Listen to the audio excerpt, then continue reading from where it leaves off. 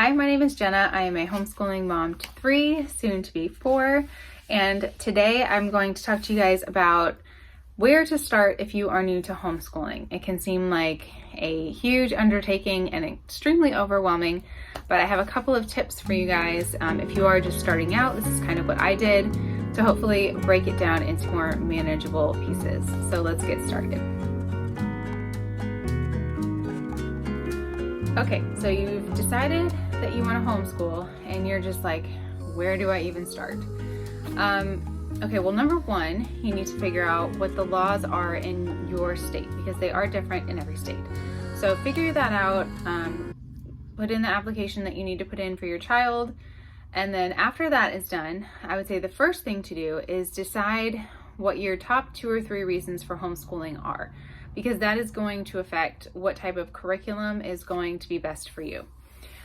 So for me, the first one was creating a love of learning. That was one thing that I really wanted out of our homeschooling experience. I feel like sometimes in a classroom setting, things can't be customized the way they can at home, and that love of learning can kind of get lost. And so I really wanted to make sure to encourage that in my children, because I feel like that is one of the most important things to ultimately be like an educated person, is just to love learning new things. So that was my number one reason. The second one was to have more free time. I felt like when my daughter was in public school, between the traveling time from getting to school and then the time it took me to finally get her from the carpool line, and then this, getting home and then having to do the homework, and then if she was in any extracurricular activities, it was like there was zero free time. So that was another thing for me, is that I wanted to make sure that she had more free time to, pursue the things that she likes, or just play and be outside like kids like to do. The third thing was to establish good morals and a strong relationship with God. This is something obviously you can do when they're still in school, but I do feel like it is harder to do because most of their day is spent around other people, and you don't really know what's going on, not really. And also I feel like they can be exposed to things at a much earlier age than I would prefer. I would rather that that we were able to establish these like foundational things in them before they kind of go out, into the world. So those are my top 3 things. So when I was looking for a curriculum, I know that the Charlotte Mason type thing definitely appealed to me. If you don't know what Charlotte Mason is, she was a person, but she just has like a particular style of homeschooling that really encouraged like learning from books and things like that. So it really kept the interest in learning. So the first thing, establishing a love of learning, I knew that I wanted them to learn a lot from stories and books and things like that, instead of just like dry memorization of facts. And the second thing, more free time. It kind of just comes with any kind of homeschooling, really, because you're cutting down on a lot of extra things that just don't need to happen, such as like the travel time, waiting in carpool lines, the homework at the end of the day, because you're getting all of that done in, I would say, my oldest is in 3rd grade now, 4 hours maximum. So it's like we start school generally around 9-ish. By the time everyone gets breakfast, everything gets cleaned up, and we're usually done before 1. Obviously when you get to high school, that's probably going to change a little bit, but in general, it's like by lunchtime, we're pretty much done. And then the last thing, with the establishing good moral character and a relationship with God, I know that we are working a Bible time into our mornings, and then also the curriculum that I'm using is also making sure to instill that type of thing into them as well. Okay, so once you have established your reasons for homeschooling, it'll be a lot easier to start researching the type of curriculum that would fit your homeschool best, because you're kind of knowing what things to look for. And the way that I did this was mostly by watching YouTube videos. So there's I mean, I wouldn't say tons, there's definitely a lot more now than when we first started homeschooling about 4 years ago.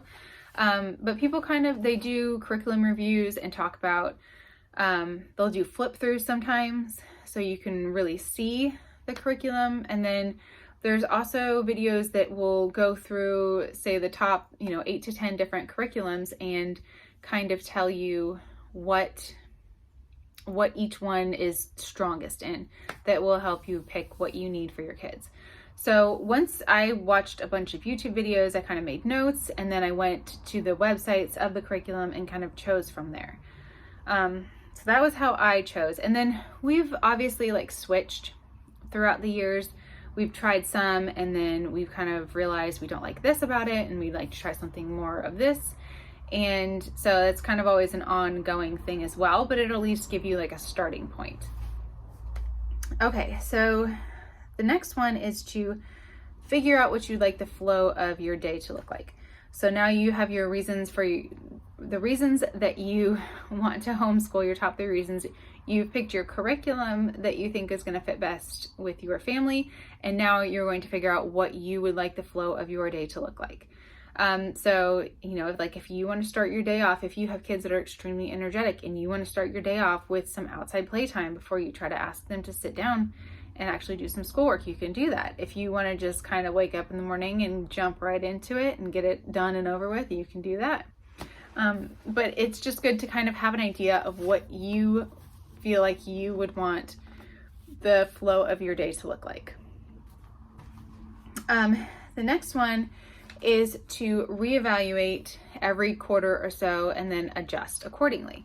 So this can be whether it's with the schedule that you've kind of decided to use or the curriculum that you've decided to use.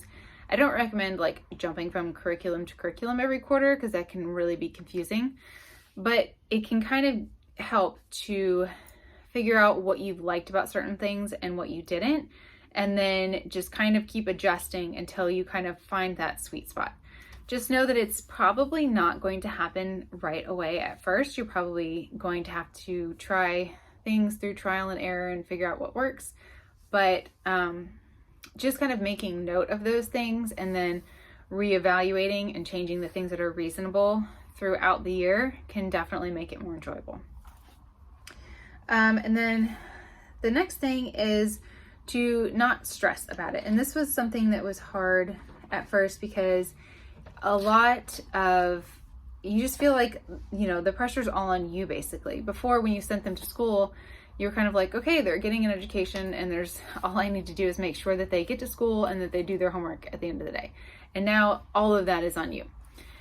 First of all, don't stress, because I know, especially from having my kids in a regular classroom setting off and on, there's only so much that can be done in a classroom setting anyway. I mean, when you have 20 other kids, and there's only so much one-on-one time that a teacher can spend with a kid, and things aren't personalized, and they kind of all get lumped into the same, they're all at the generally the same level, even if they're, falling behind or they're, more advanced. So don't stress. Whatever you're doing at home is going to be much more personalized and much more one-on-one than it ever could be in a classroom setting. So I just don't worry that they're not getting the most optimal education because you're not an educated teacher and all of that stuff.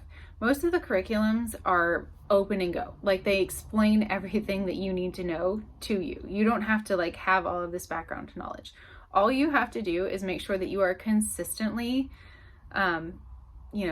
making sure they're doing school. That's pretty much it. And they're going to end up okay. You don't have to stress that it's they're going to be falling behind or they're not going to get this awesome education, because you're going to be able to provide them with so much more one-on-one attention and personalized education than they would ever be able to get when they are in a group of 20 other kids.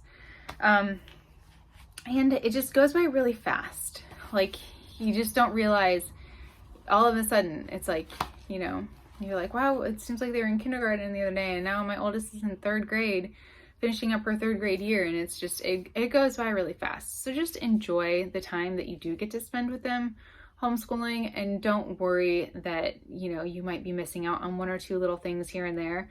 Overall, I really do think that they can get a much better education because you are willing to invest the time and the energy that is needed to put that, you know, to put the effort of their education in. So anyway, yeah, those are kind of my tips for getting started.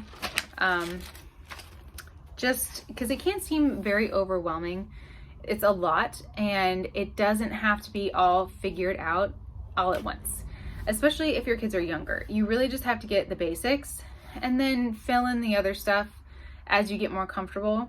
So just, you know, make sure they have a math curriculum, a language arts curriculum, and then maybe you want to throw in some handwriting, or additional, you know, books and reading for them to do.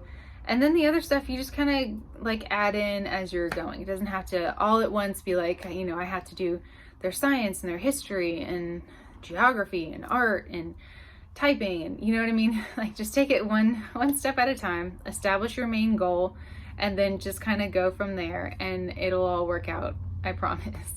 So hopefully that was somewhat encouraging and kind of helped you feel like you had somewhere to start. YouTube is an awesome resource. I mean, it's free, and you can just watch endless amounts of videos of people who have had all of these experiences and can kind of give you their feedback so that you don't have to do all of this on your own. So definitely use that, and hopefully that'll help you out. And I will see you guys in the next video.